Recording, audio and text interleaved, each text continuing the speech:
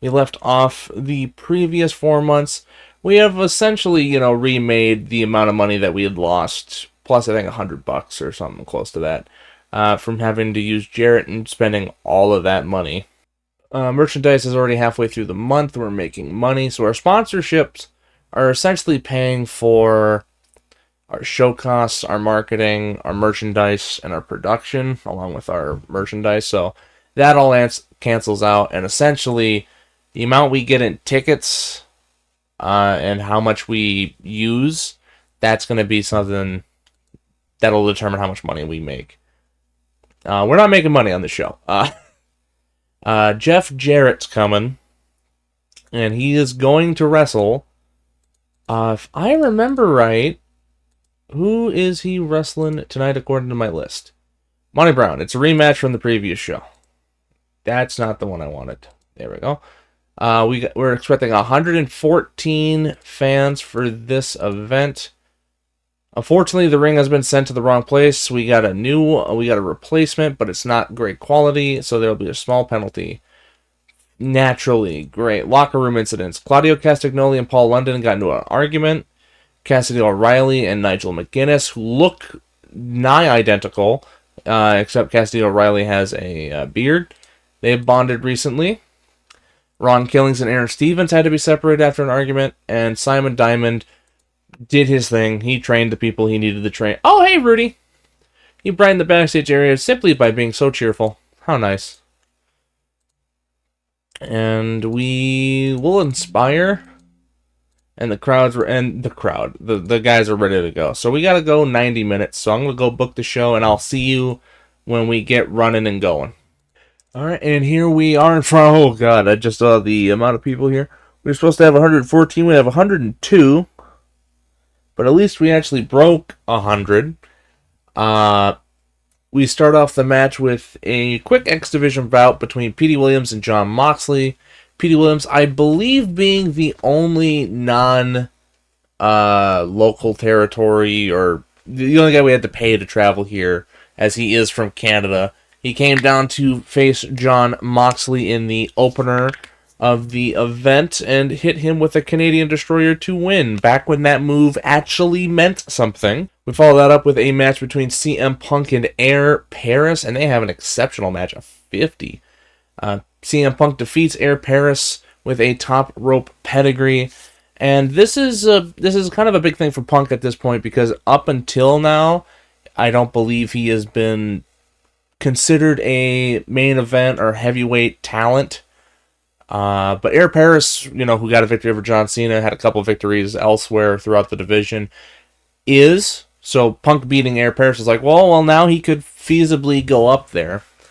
And that's kind of where that storyline is trending for him. He's shown that he can hang with I almost said cruiserweights, the X Division, and now he's taking on guys from the division up, and he's beating them. He's having good matches with them too. So that's trying to, ease his way up, because he's not going to be down here forever. And along with that, storyline-wise, CM Punk is probably the logical choice for a opponent to Samoa Joe for the X Division title. However, Joe refuses to fight him. Instead, he decided to extend the challenge to somebody else, and you'll see later on in the night. We continue on a heavyweight bout between Nigel McGuinness and Chris Hero in a technical masterclass. Nigel McGuinness defeats Chris Hero with a pendulum lariat to win. Nigel McGuinness debuts for the first time. I don't think that's accurate. I think he's fought before. I'm almost certain he's fought before. I don't know why. That's bizarre to me. But I digress. 52, great heel, or great gimmick. Chris Hero did a good job on that match. I'm very proud of that one. We then move on to a Samoa Joe promo. Samoa Joe comes out and he's talking about the X Division title. He's going to give it to a worthy opponent. You can tell by the way he's talking, he doesn't think highly of his opponent for tonight's match. And as he's going through it, it's mainly a way for him to keep the title. It's like, I don't want to deal having to, put actual effort up. I don't care about the rest of these guys. I want the title because that gets me more money, so on and so forth. Here comes Punk interrupting it. and essentially says, I'm gunning for your title, and then when I beat you, I'm taking the title with me to the heavyweight division. So I'll be doing both, because he's going to go for the dual champion, as we haven't had yet. And that is the end of that. I believe we then go into the X Division title. I had a tournament. I think I had that set up. I don't remember. Well, I have to leave, because now that I've forgotten that I had a tournament set up. When was this tournament? I think I might have had an idea for a tournament a while ago, and I completely forgot about it. So don't notice about that. So not a great match rating. You can see how the rest of the show is going. Not a great match rating of 35. Samoa Joe just kicks his ass. A very simple match. We then continue on with a AMW promo, America's Most Wanted, in their first promo time as a tag team, or first really extended one, especially on a bigger show. Chris Harris comes off terrible, while James Storm doesn't. At 23, they had won the title, then they lost it to the Culture Club, Jason Cross, Paul London, and now they're going to have a rematch in a ladder match for the tag team titles, and that is the next match up. And about that had Superb Wrestling, Good Heat. Culture Club retains their tag team titles after Jason Cross retrieved the item and won the match.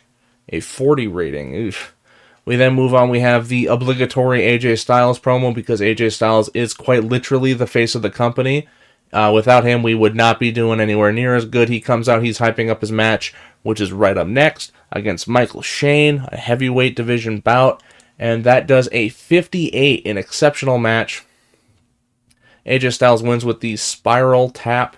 A 74 in-ring performance. AJ Styles is just carrying the division like nothing else. And oh god, here he is. Mr. Money Sink himself. Jeff Jarrett, he comes off one of his first promos in a long time. 5 months. That's the last time we had him. He talks about pretty much the cheap shot Monty Brown did the couple weeks before, calling out his dad, who's recently passed away in this universe, calling him out on that. That has nothing to do with that. It's because I'm better than you, and I'm going to go out there and I'm going to prove it tonight, which is exactly what he does.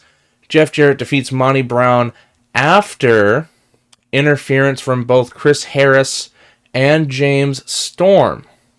So here's how the match went. Pretty normal back and forth for about the first 10-11 minutes.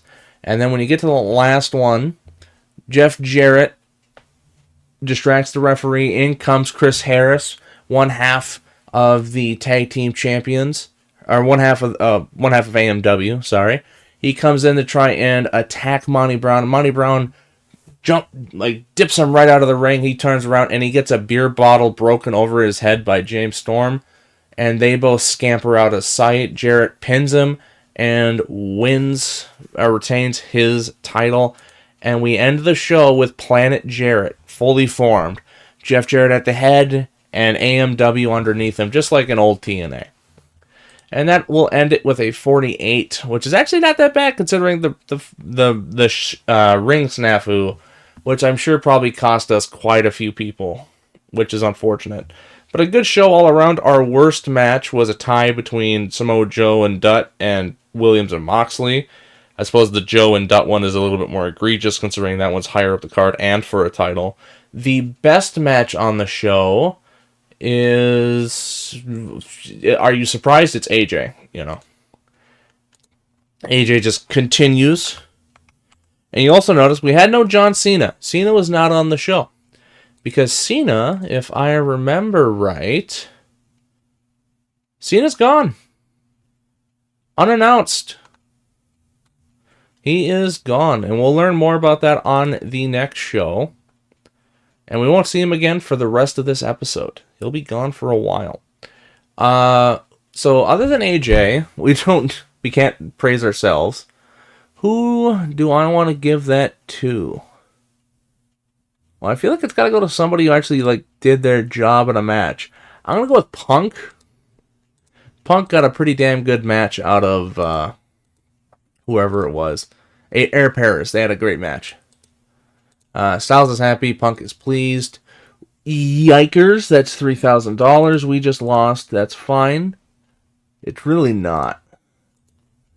but we can deal with that. All right, let's look at the card. Monty Brown. Ooh, Monty Brown's a big fan of Nigel McGuinness. He is charismatic, and I can see him doing well in the future. Thanks, Monty.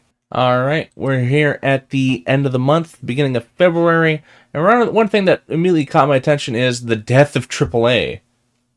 I believe they just went down a rank of size. So if you go to size, they have ranks.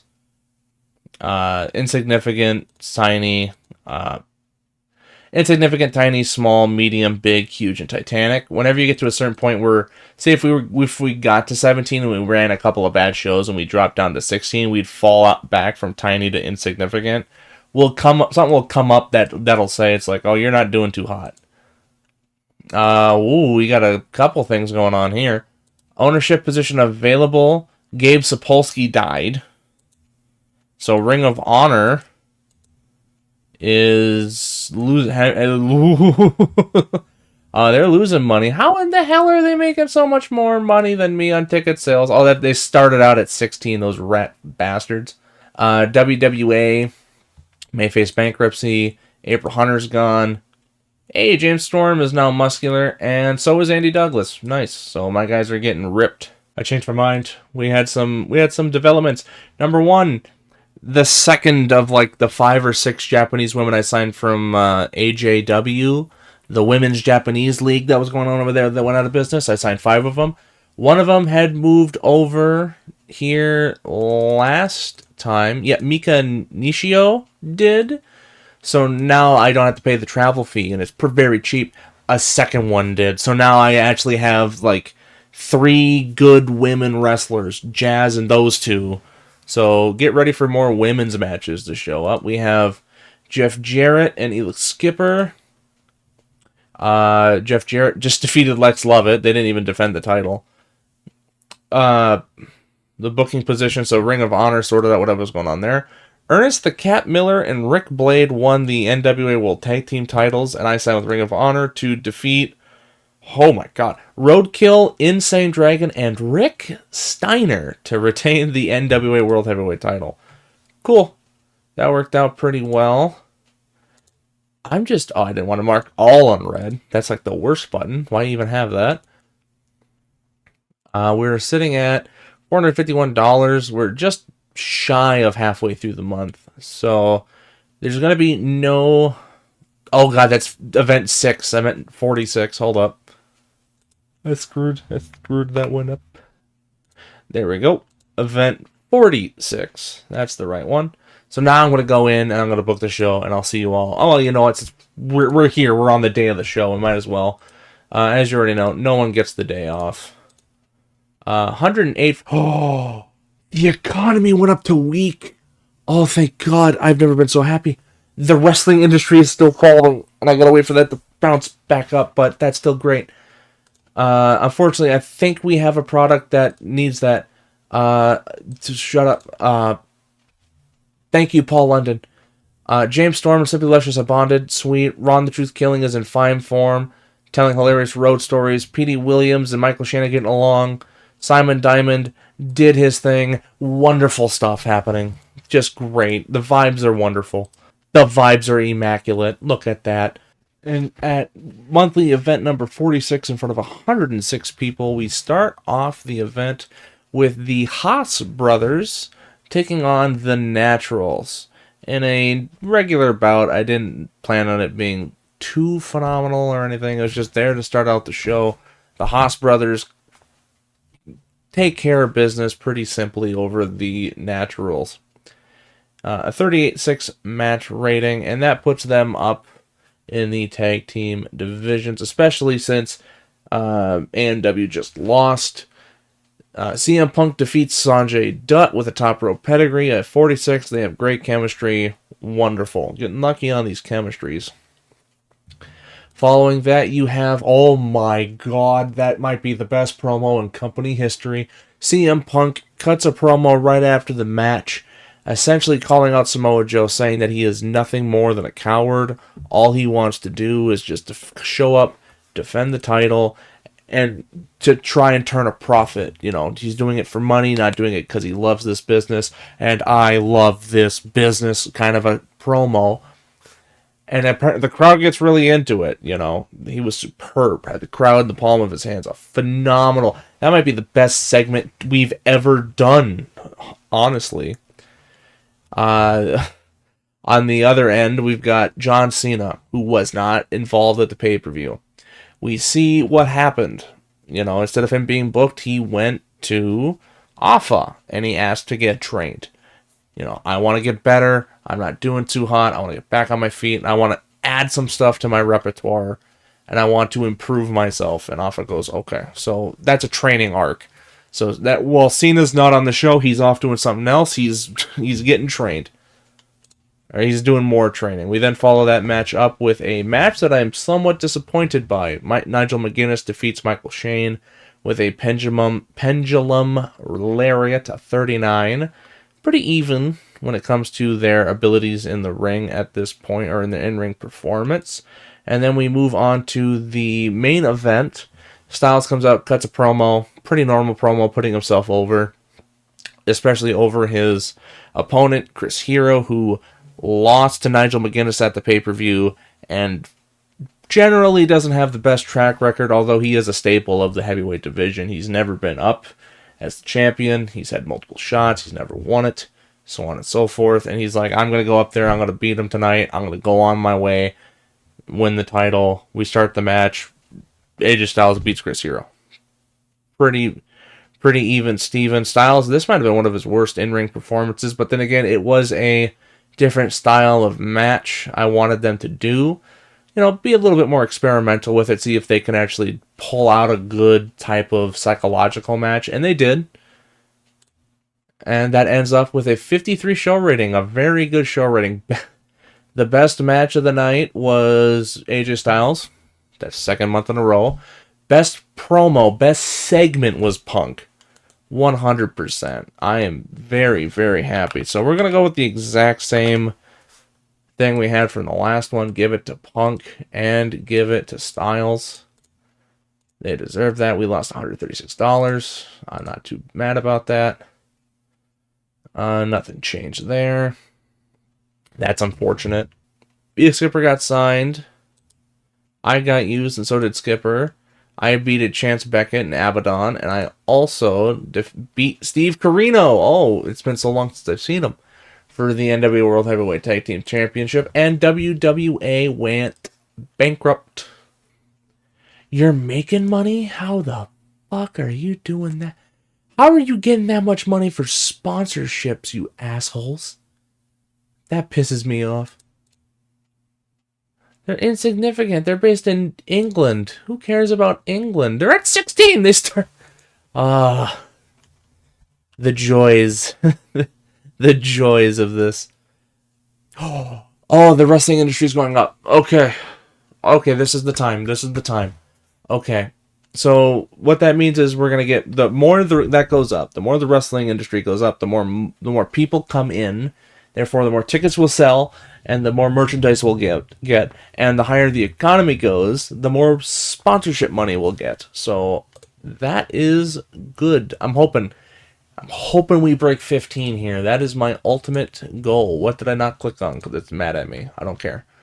Alright, so a little bit of things happened. You know, my half-baked schemes are coming even further into fruition.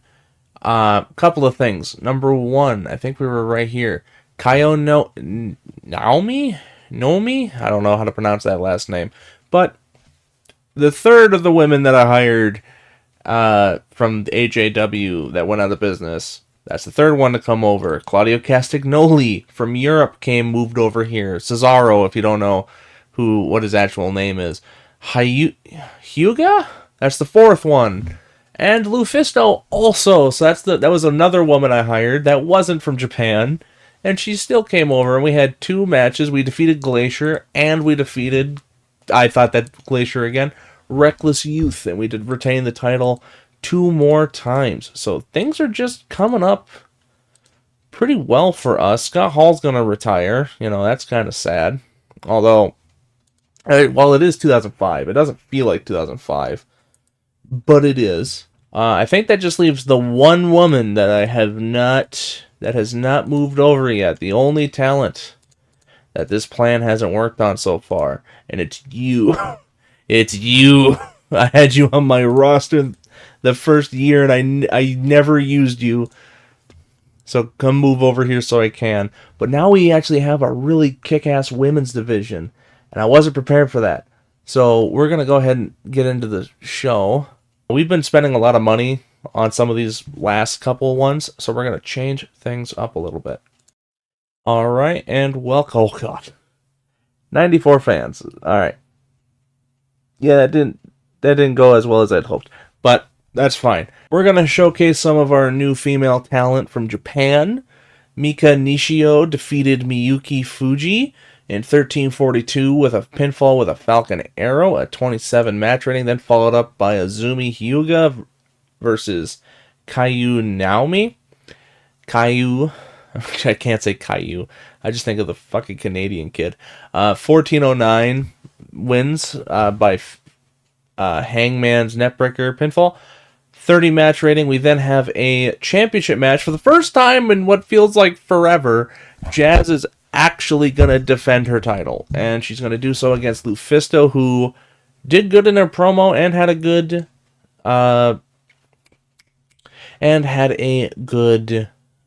gimmick.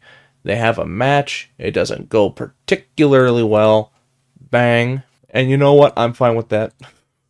I'm fine with that. It was a wonderful show. Nobody's getting a speech. I just wanted to use the women.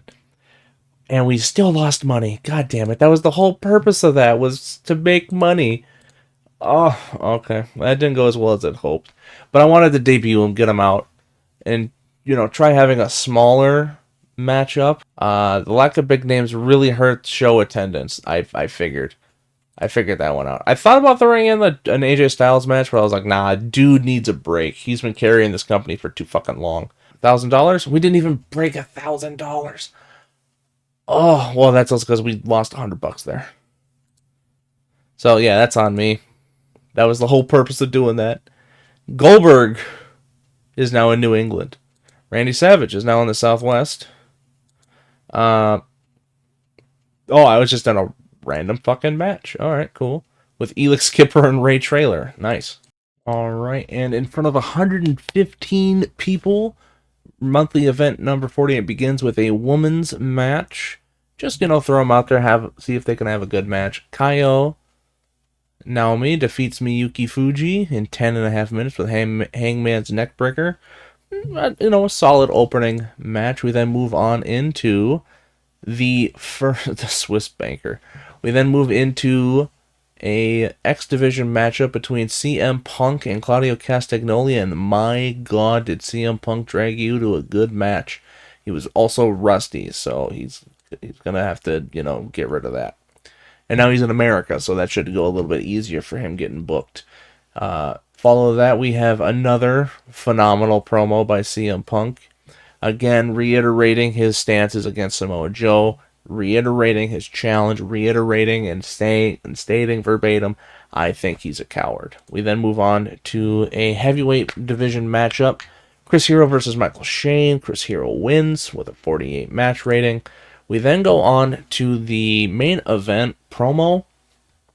Originally, this is a number one contenders match, with the 2 shows from now, with the show after the next one being event number 50. So that's an even bigger one, 50th show that we've done in the company history. Who's going to face Jeff Jarrett for the title?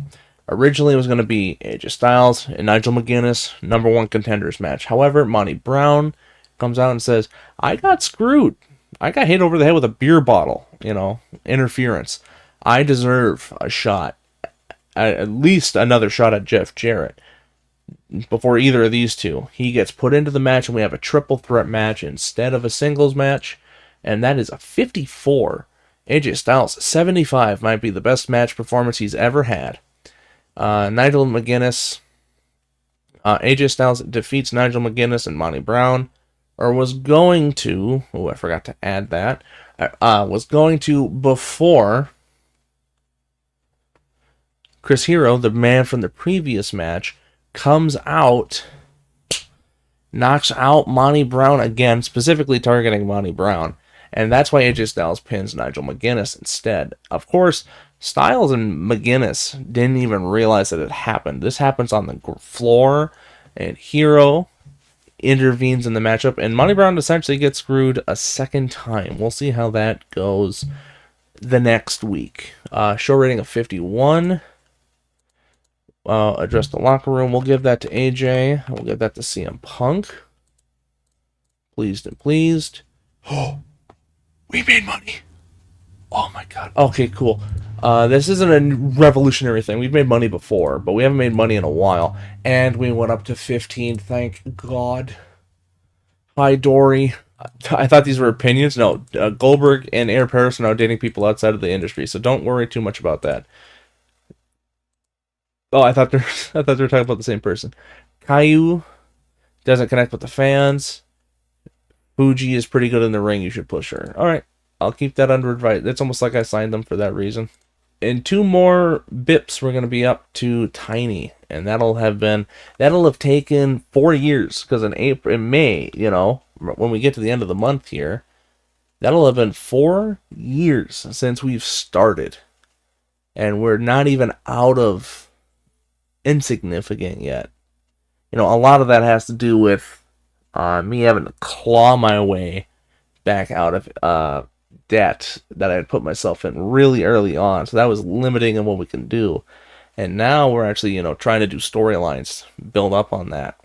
And not to mention before, we also had a product that wasn't great for this stage of the game. Maybe when we get to TV, going back to that might help. But this is definitely a lot more time consuming than I had originally anticipated. I would have thought I'd have been that small by the end of 4 years, but I guess not. We're not even close.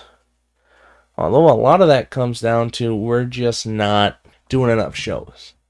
So maybe what we need to do is start going to weekly. Not like that's feasible. We don't have the money for that. Well, maybe we do, because if that show right there is any indication, to me that was a good show, a well-booked show, with a pretty good card. We had 4 matches, good talent, and we made money on it. So if we were able to do that every single week at that level, I think we can make it work. I think we could. But that's the ultimate problem. Hey, Candace Michelle. But that's the ultimate problem, is that if we were to do that, we're going to run into some more problems. That we're not prepared for. But that would definitely get the popularity going. I might do that when we get to 17. When we get to 17, I'll finish whatever the storylines that we got going on, and then we'll move to, weekly. Air Paris won the World Junior Heavyweight title from Elix Skipper. And I defeated Michelle Starr, Tony Kozina, and Chance Beckett for the title. I think I've defended that like 15 times. Anything else? Oh, was it that? Okay, there's something else that my email wants to tell me about, but I don't really care. We almost made $1,000. We're back up to where we had been before. So we're making a lot of money. Ticket sales finally broke 800 for the first time ever. So I'm going to end the episode here. We're in a good spot. We got some plans going on. And I will see you all in the next episode. Goodbye.